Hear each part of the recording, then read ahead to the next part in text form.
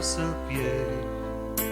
Când treci prin necazul cel greu, atunci când mă chemi în dureri, eu vin, a promis Dumnezeu. Cheamă-mă în ziua cea grea, când nori de necaz vor veni, atunci eu te voi ajuta, iar tu când mă vei proslăvi.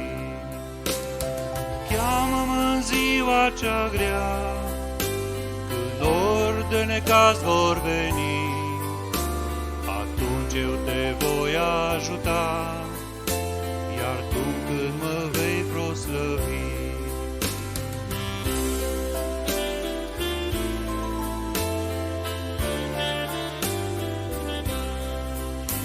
Când ziua s-a dus e târziu și singur în noapte rămân, în jurul tău totul-i pustiu și-o piatră de-ți pui căpătâi. Cheamă-mă și am să vin, și-o scară la cer voi înălța, în noapte sub cerul senin, cu tine de vorbă voi sta. Cheamă-mă și am să vin, și-o scară la cer voi înălța, în noapte sub cerul senin, cu tine de vorbă voi sta.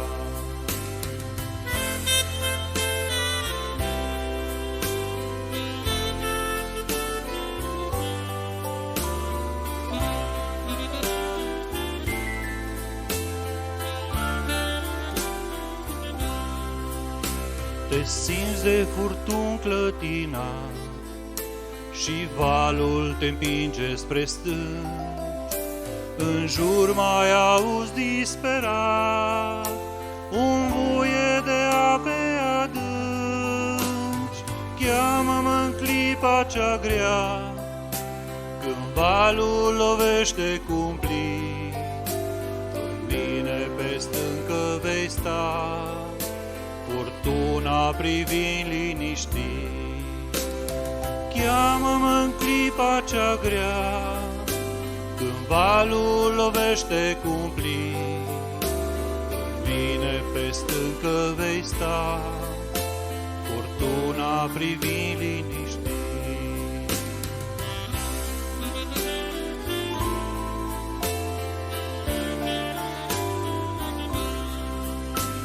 Eu sunt cel ce sunt Dumnezeu și aud când mă strigi din necaz, căci eu văd din cer chinul tău și lacrima pe-al tău obraz.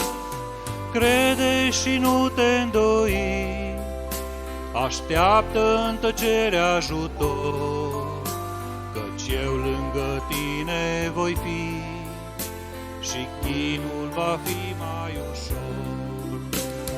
Crede și nu te îndoi, așteaptă în tăcere ajutor, căci eu lângă tine voi fi și chinul va fi mai ușor. Cheamă-mă în ziua cea grea, când nori de necaz vor veni,